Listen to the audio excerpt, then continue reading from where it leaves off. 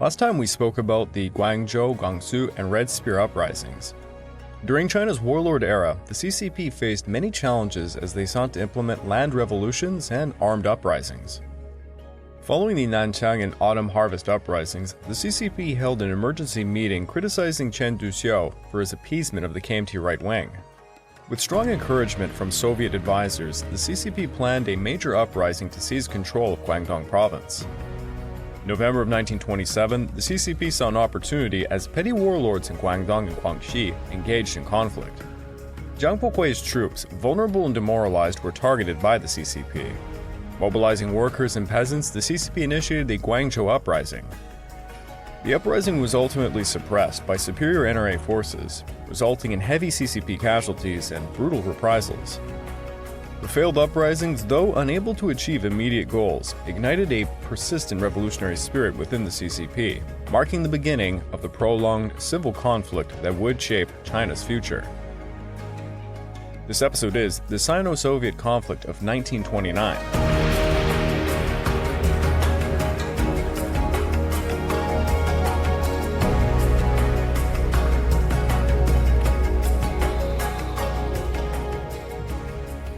Welcome back to the Fall and Rise of China podcast. I'm your dutiful host, Craig Watson. But before we begin, I just want to remind you all that this podcast is only made possible through the efforts of Kings and Generals over at YouTube. Perhaps you want to learn a bit more about the history of Asia? Kings and Generals has an assortment of episodes on the history of Asia, and so much more, so go give them a look over at YouTube. So please subscribe to Kings and Generals over at YouTube and continue to help us produce this content by checking out www.patreon.com/kingsandgenerals. Hey, don't forget about our sister podcast over at the Pacific War Week by Week podcast, written and narrated by me. And if after all of that, if you're still hungry for some more history, why don't you check out my personal channel, the Pacific War channel, found at YouTube and all major podcast platforms. Over there, I am releasing a new podcast I did with Lieutenant Colonel Tom Williams. He just had a book come out called Doorsteps to Hell. It's about his time in Vietnam. He's a fascinating character with a fascinating story that took him around the world. Also, if you'd like to support me further, you can check out my YouTube membership or my Patreon account found at www.patreon.com/thepacificwarchannel. Both give you access to the exclusive Patreon podcast, early access to all of my content, and voting rights for what I will tackle next. There's actually a poll up right now, and it's a nail-biter. It's about 50-50 between two subjects, the first being France's role during World War II, and the other one a episode on how the formation of the CCP was molded by the Century of Humiliation, the subject of this very podcast. So if that's of interest to you, go check it out. All the way back in 1919, the brand new Soviet government's assistant, Commissar of Foreign Affairs, Lev Karakan, issued a manifesto to the Bayan government promising to return the Chinese Eastern Railway at zero financial cost. That statement was made in late July. And alongside the railway, he also mentioned relinquishing a lot of rights the former Russian Empire had acquired from the unequal treaties, such as the Boxer Protocol. This all became known as the Karakan Manifesto, and it was formed in a time when the Soviets were fighting the Russian Civil War, advancing into East Siberia. In order to secure the war at Siberia, the Soviets had to establish good relations with the Chinese. Yet, 6 months after the July Manifesto, Karakan personally handed over a second version of said manifesto, one that did not even mention the nice deal of handing over the Chinese Eastern Railway for free. The Soviet official statement was that they had accidentally promised the deal prior. The truth of the matter was some realpolitik work at play. The Soviets had been trying to secure a Sino-Soviet alliance against the Japanese, but it looked to them it would never come to be, so they simply took the deal off the table. Henceforth, the issue came with a lot of friction. In March of 1920, the Fengtian forces disarmed White Russian troops along the railway and seized control over its operations. In February of 1922, China and the USSR signed an agreement stipulating the Bayan government would set up a special agency to manage the railway. Then in November, the Chinese announced an area within 11 kilometers along the railway would be designated a Eastern Province Special District. In December, the Soviet Union officially formed, and by May, the two nations agreed to settle a list of issues. The Soviets agreed to abolish all the unequal treaties formed by the Russian Empire, handing over all the leased territories, consular jurisdiction, extraterritoriality, boxer payments, and such. But the Chinese Eastern Railway would be jointly managed by China and the USSR.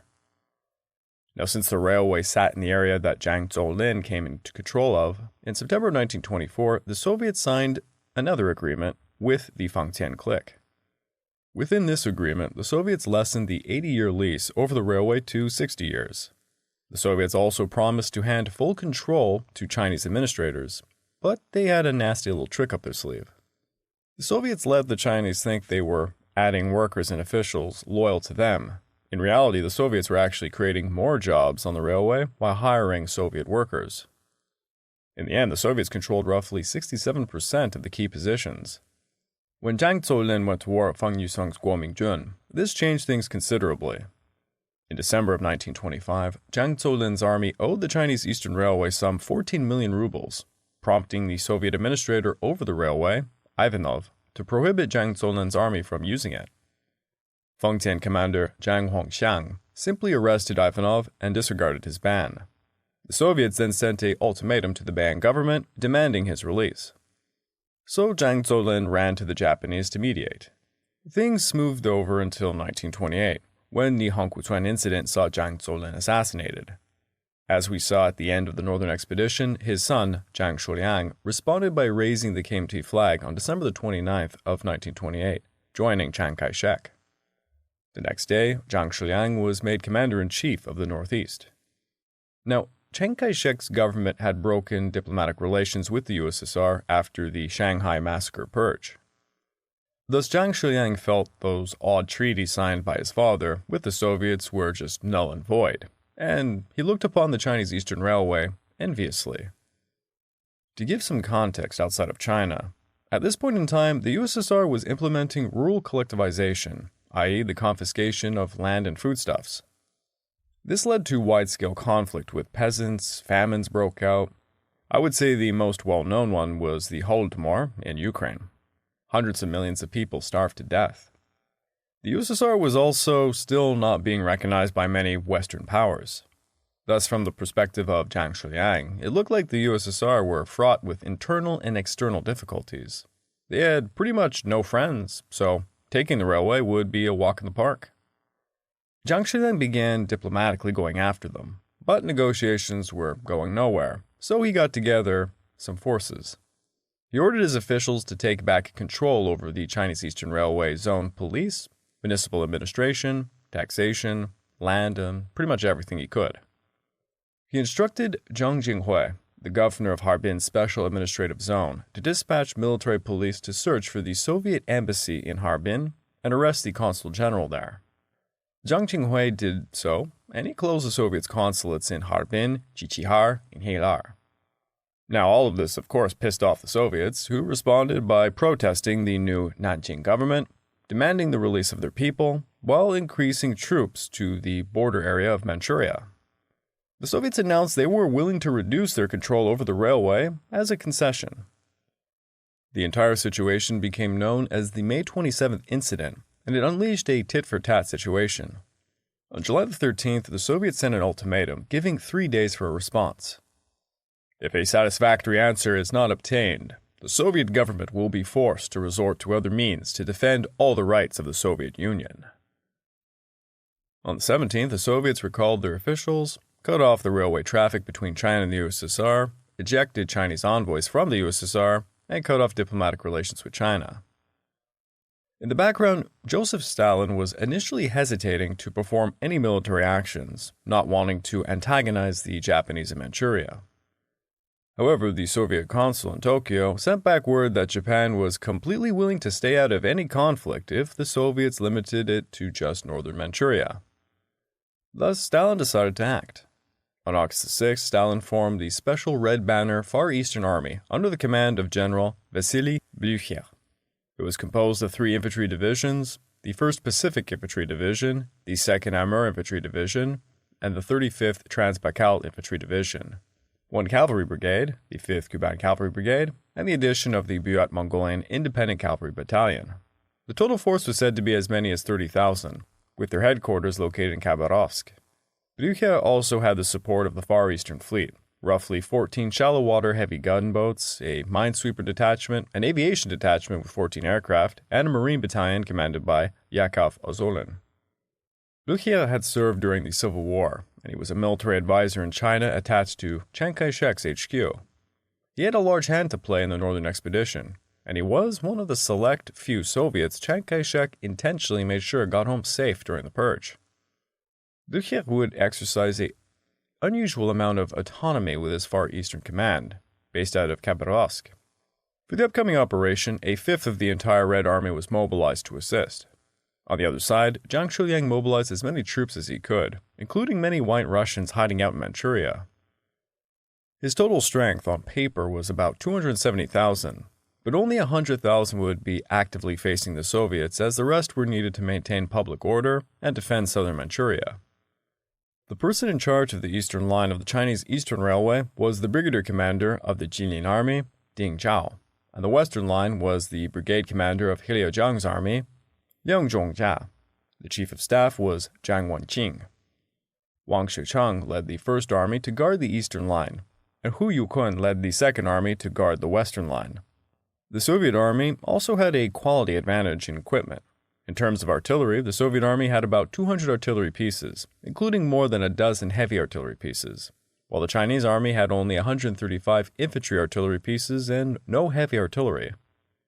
At the same time, the Soviet army also had a quality advantage in machine guns, because it was equipped with nearly 300 heavy machine guns and 268 highly mobile light machine guns. The Chinese army was equipped with only about 100 heavy machine guns, and in terms of air forces, the Chinese army had about 5 aircraft that were remotely combat effective. On July the 26th, the Soviets bombarded Muli from 3 directions along the western end of the Chinese Eastern Railway.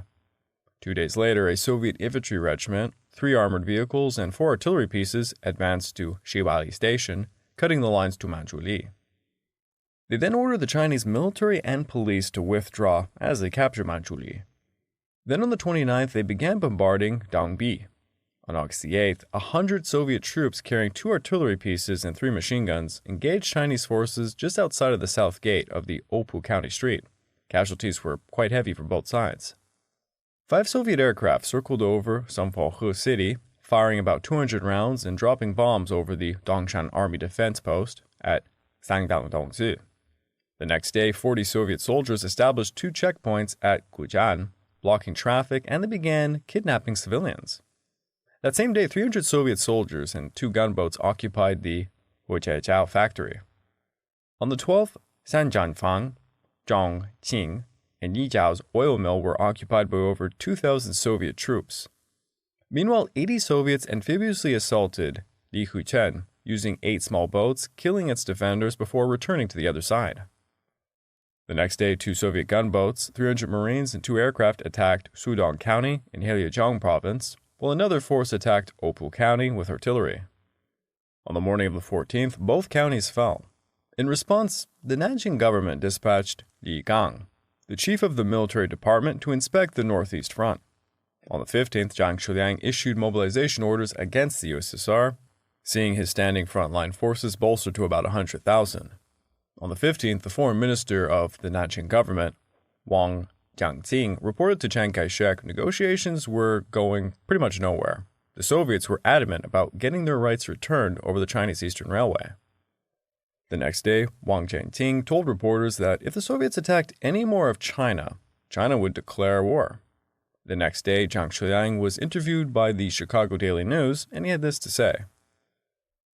The Soviet Union disregarded international trust, trampled on the non-war pact, and rashly sent troops to invade our country. We respect the non-war pact and have repeatedly made concessions to show our responsibility for provoking the provocation. If the Russian side is to continue their advance, we will be willing to be the leader of the war, so we have prepared everything and will do our best to fight to the death. On the 16th, 2 Soviet infantry companies and 1 cavalry company attacked Jalanur from Abagaitsu along the border. The 2 sides fought for over 2 hours until the Soviets stormed Jalanur Station. After about 5 hours of combat, the Soviets pulled back over the border. By this point, enough was enough. China declared war on August the 17th, escalating what was a small incident around the Chinese Eastern Railway Zone into a full-blown war. Blücher had developed a plan for an offensive consisting of two rapid operations. The first would be against the Chinese naval forces, and the second against the ground forces via a large encirclement. After the war was declared on the 17th, the Soviet army advanced into Manchuria from the western end of the Chinese Eastern Railway. The Red Banner Special Far Eastern Army initially dispatched a total of about 6,091 infantry and 1,599 artillerymen in front of Manchuria, equipped with 88 artillery pieces of 76.2 mm or above, excluding artillery belonging to the infantry regiments, 32 combat aircraft, 3 armored trains, and 9 T-18 light tanks. The army units included the 35th and 36th Infantry Divisions of the 18th Infantry Army, the 5th Cavalry Brigade, the Buryat Mongolian Cavalry Battalion, an independent tank company equipped with the T-18 tanks, the 6th Aviation Detachment, the 25th Aviation Detachment, the 26th Bomber Squadron, the 18th Army Artillery Battalion, and 18th Engineering Battalion and Railway Battalion. The first battle broke out around Manzhuli.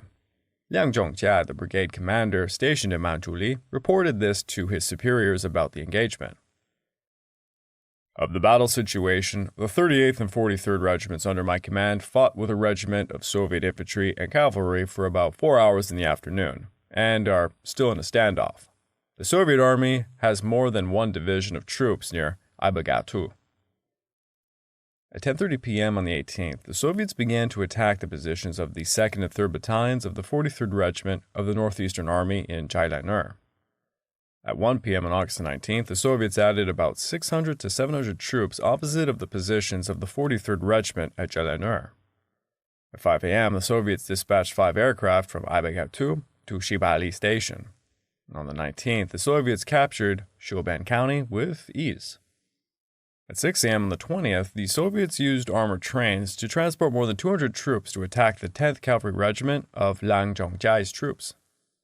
After fighting for about an hour, the Soviets retreated. Then on the 23rd, a battle broke out in Mishan, and on the 25th, 400 Soviet cavalry began building fortifications roughly a kilometer near the Chinese 43rd Regiment at Jailanur. Zhang Shiliang spoke again to the Chinese and foreign press on the 25th, and he had this to say. Foreigners have made misunderstandings about the Eastern Province's actions this time, thinking that it is to take back the Eastern route and violate the treaty. In fact, we have no intention of violating the 1924 Sino-Russian agreement or the agreement with Russia because China has signed it and has no intention of violating it. China has no intention of taking back the route at all. What it wants is to remove the Russian personnel who are involved in the communist movement. Moreover, in this matter, the Eastern route is very small of an issue. The real point is that all the Russians use China as a base for communism, and we have to take measures in self-defense. Between the 28th and the 30th, an intense battle broke out at Wangqing. On the 31st, Soviet gunboats bombarded 3 garrisons around Haihe. On September the 4th, the Soviet army bombarded the right wing of the 43rd and 38th Regiments stationed at Lanur. At 4 p.m. on the 9th, a single regiment of the Soviet army, under the cover of artillery, launched a fierce attack on the Chinese army at Manzhuli Station from the Shabali Station, but by 8:30 p.m. they had pulled back again. At 4 p.m., 8 Soviet aircraft bombed Soifunhun Station, causing over 50 Chinese casualties and injuring a regimental commander. On the night of the 16th, more than 100 Soviet troops attacked the Koktubokast checkpoint in Lubin County, and they burned down said checkpoint. On the 18th, the Soviet government announced to the ambassadors of various countries that they had always advocated for a peaceful solution to the issue of the Chinese Eastern Railway, while China's attitude was hypocritical and insincere. It was believed that future negotiations were hopeless, and that all previous negotiations mediated by Germany were to be terminated.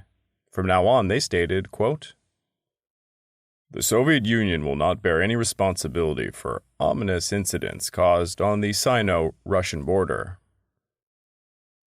With negotiations completely broken down, Blücher was given the green light to launch a fatal blow. On October the 2nd, more than 1,000 Soviet infantrymen, supported by aircraft and artillery, stormed the positions of the 3rd Battalion of the 38th Regiment at Manzhuli. The two sides fought until the morning of the 3rd. On the 4th, Zhang Shuliang drafted the National Volunteer Army Organization Regulations letter, trying to embolden the population by stating, "When the foreigners invade the border, the first thing to do is resist. All citizens or groups who are willing to sacrifice their lives for the country on the battlefield will be volunteers or volunteer soldiers." The new regulation stipulated that volunteers of this new group would be named as the National Volunteer Army. On October the 10th, 30,000 Soviet forces on the Baikal side advanced through the northeastern border of China. At this time, the brigade responsible for defending Liangzhongjia had been fighting with the Soviet troops for dozens of days. There were no backups, and they were in urgent need of help. According to the Chinese observations, the Soviets deployed nearly 80,000 troops by land, sea, and air on the Sino-Soviet border. Along the eastern front, the Soviets captured, in succession, Sangjiangkou, Dongjiang, and Fujian. Meanwhile, at 5 a.m. on the 12th, the Far Eastern Fleet engaged in a firefight with the Songhua River Defense Fleet near Sangjiangkou. According to the Chinese reconnaissance, the Soviet warships participating in the battle included the flagship Sverdlov, a shallow-water heavy gunboat led by Skatsk, the shallow-water heavy gunboat Sun Yat-sen, the shallow-water heavy gunboat Red East, and the shallow-water heavy gunboat Lenin, the inland gunboat Red Flag, and the inland gunboat Proletariat, with a total of 4 152mm cannons, 26 120mm cannons, 6 85mm anti-aircraft guns, 8 37mm anti-aircraft guns, and more than 10 aircraft for support. The Chinese forces were led by Yin Zhougan, who commanded 6 shallow-water gunboats, including the Lizhe, Yishe, Jiangping, Jiang'an, and Jiangtai, with the Dongying as an armored barge, towing a artillery platform. Except for the Jiangping, a 550-ton, and the Lizhe, a 360-ton, the rest were all below 200 tons, and the entire fleet had 5 120mm guns. In the ensuing battle, the Jiangping, Jiang'an, Jiangtai, Lizhe, and Dongyi were all sunk, and the Lizhe ship was seriously injured and forced to flee back to Fujian.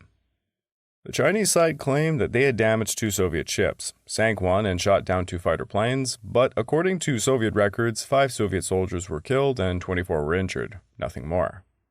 At the same time as the naval battle around Sangjiangkou, 2 Soviet gunboats covered 4 armed ships, the Labor, Karl Marx, Mark Varakin, and Pavel Zuvrov, carrying a battalion of more than 400 people from the 2nd Infantry Division, Volochev Regiment, landed about 5 kilometers east of Tongjiang County, and they were attacking the Chinese military station there.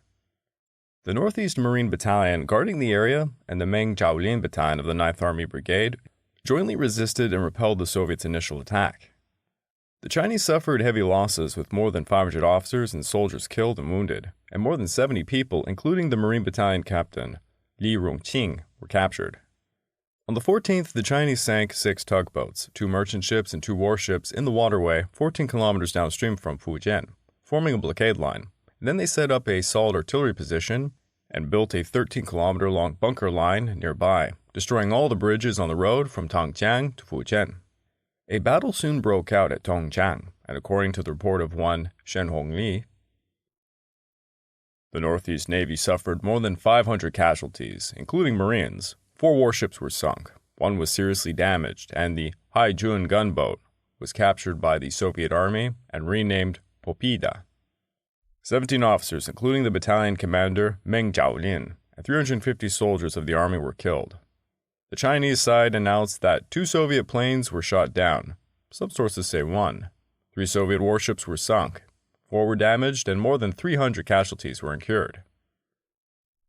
On the 18th, the Soviets completely withdrew from Dongjiang, allowing 2 regiments of Liu Yangkai and Zhang Zhaoqian of the 9th Brigade to capture it. On the 30th, Admiral Ozolin led some Soviet land forces in a major attack upon the Fujian area. He organized the troops under his jurisdiction into 2 groups. He led the first group personally, who were supported by heavy gunboats Red East, Sun Yat-sen, and gunboats Red Flag, Proletariat, Buryat, Mine Layer Powerful, and the armored boat named Bars. Their mission was to annihilate the remnants of the river defense fleet anchored in Fujian. The second group was commanded by Onufreyev, the commander of the Soviet 2nd Infantry Division. His group consisted of the shallow-water heavy gunboat Sudlov, light gunboat Popper, and the transport fleet steam carrying the Volochov Regiment and the 5th Armoured Regiment, who landed at Fujian. On the other side, the Chinese had concentrated 2 infantry brigades, 3 cavalry regiments, and a team of police with the support of the gunboats Jiang Heng, Li Su, Liu Ji, and the tugboat Liu Chen. At 9 a.m. on the 31st, the 7 Soviet ships suddenly destroyed the river-blocking ropes and entered the Fujian River bank, bombarding the Chinese army as the cavalry landed. The Chinese ships Li Su and Liu Chen sank successfully, and only Jiang Heng managed to participate in the battle, but she soon sank after firing only 3 shots. At about 7 p.m., 21 Soviet ships sailed up the Songhua River as part of the cavalry landed at Tuzuyuan, advancing step by step towards Fujian. At 9 p.m., 7 Soviet ships anchored around the Fujian River bank with roughly 700 infantry, cavalry, and artillery soldiers of the 2nd Armoured Infantry Division being landed. The Chinese army collapsed without even a fight, retreating to Huachuan, and by 11 a.m., Fujian County was completely occupied. Chinese sources reported, "The Soviet army burned down the civil and military institutions separately, and they destroyed all the communication institutions. They distributed all the flour from the Jinjiang fire mill to the poor, and plundered all the weapons, ammunition, and military supplies." On the evening of November the 1st, the Soviet infantry, cavalry, and artillery withdrew from the East Gate. On the morning of the 2nd, the Soviet ships withdrew one after another. According to Soviet records, nearly 300 Chinese soldiers were killed in this battle alone, with 1,000 captured, while the Soviet army only lost 3 people and had 11 wounded. The Chinese Songhua River fleet was completely destroyed, with 9 merchant ships captured. In early November, the weather in the north became freezing cold, leading the rivers to freeze. Soviet warships retreated back to Khabarovsk, and their infantry and cavalry also returned by land. The war on the Eastern Front was basically over, however. As for the Western Front, the main battlefields revolved around Manzhouli and Jalalnar. Since August of 1929, conflicts had continued. It was a lot of back-and-forth stuff. The Soviets would storm the areas and then just pull out. Yet in November, the war in the West escalated. The commander of the Soviet Transbaikal Group was Stepan Vostrezov, wielding the 21st, 35th, and 36th Infantry Divisions, the 5th Cavalry Brigade, and 331 heavy machine guns, 166 light machine guns, 32 combat aircraft, 3 armored trains, 58 light artillery, 30 heavy artillery, 9 T-18 ultralight tanks, amongst many other tanks. The Chinese side had about 16,000 infantry. There would be 3 major battles: the battle for Jalalnar, the battle for Manzhouli, and the battle for Heilar. On November the 16th, the Soviets unleashed a large-scale offensive, tossing nearly 40,000 troops, 400 artillery pieces, 40 tanks, and 30 aircraft against the Western Front. At 11 p.m., the Soviets crossed over the border. At 3 a.m. on the 17th, the 5th Kuban Cavalry Brigade set out from Aibagatu, followed by the 35th Infantry Division, who crossed the frozen surface of the Argun River, hooking around the rear of the Chinese garrison in Jalalnar, along the eastern bank of the Argun River. At 7 a.m., Soviet aircraft began bombing the Western Front. The Chinese garrison headquarters, tram house, 38th Regimental Building, the military police station, they were all bombed, and the radio station was also damaged.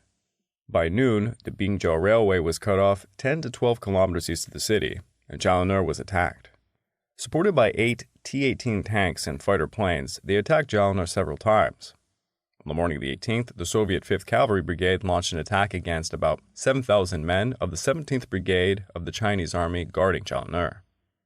At 1 p.m. on the 18th, the Jalalnar station and coal mine was occupied by the Soviets.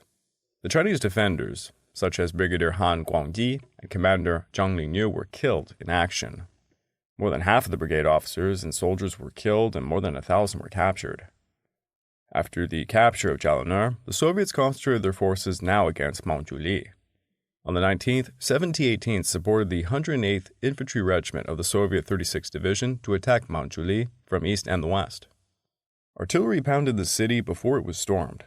The 15th Brigade of the Chinese Army guarding the area was quickly surrounded by the Soviets. Brigade Commander Liang Zhongjiai and the Chief of Staff Zhang Wenqing, alongside nearly 250 officers, all fled to the Japanese consulate and they surrendered to the Soviet Army on the 20th. According to Soviet records, during the battles of Jalalnar and Manzhouli, over 1,500 Chinese soldiers were killed and more than 9,000 were captured, while the Soviet side lost about 143 killed, with 665 being wounded and 4 missing.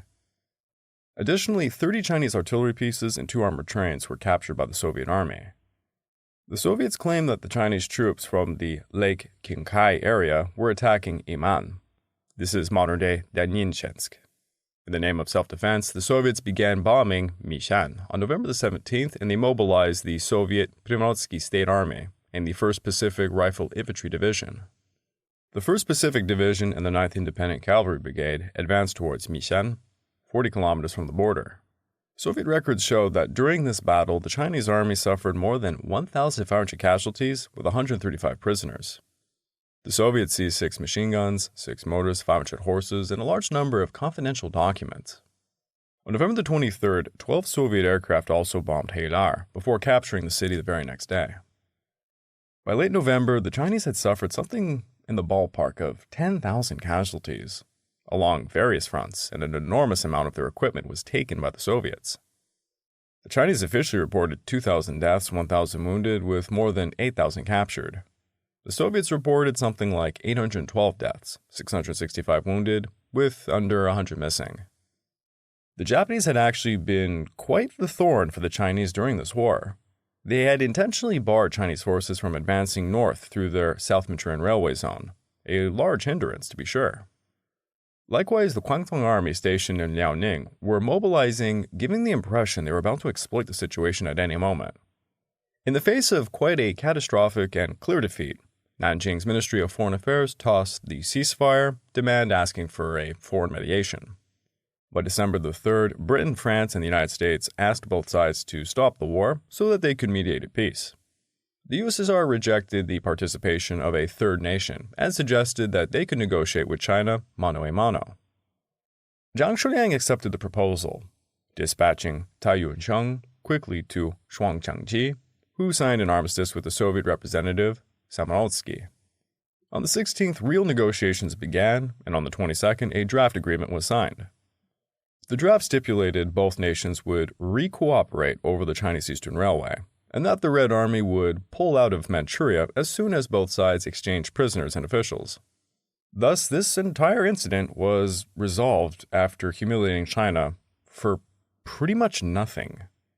And yes, while it all seemed completely needless, perhaps not even significant, don't forget, it was significant for another party, the Japanese, who were watching it all happen in real time, taking notes, because they had their own ideas about Manchuria. I would like to take this time to remind all of you that this podcast is only made possible through the efforts of Kings and Generals over at YouTube. Please go subscribe to Kings and Generals over at YouTube and continue to produce this content by checking out www.patreon.com/kingsandgenerals. And don't forget about our sister podcast over at the Pacific War Week by Week podcast, written and aired by me. And if after all that, if you're still hungry for some more history, why don't you check out my personal channel, the Pacific War channel, found over at YouTube and all major podcast platforms. For podcasts, me and my co-host, Garov, just did an episode covering the best and worst generals and admirals of World War II, looking at each nation. As for YouTube, I'm proud to announce I finally unleashed my first episode in a new series covering Japan's invasion of North China. This features a brand new animator. I was only able to pay him using funds from my Patreon and brand new YouTube membership, which can be found at www.patreon.com/Pacific War channel, or you can head over to my YouTube channel.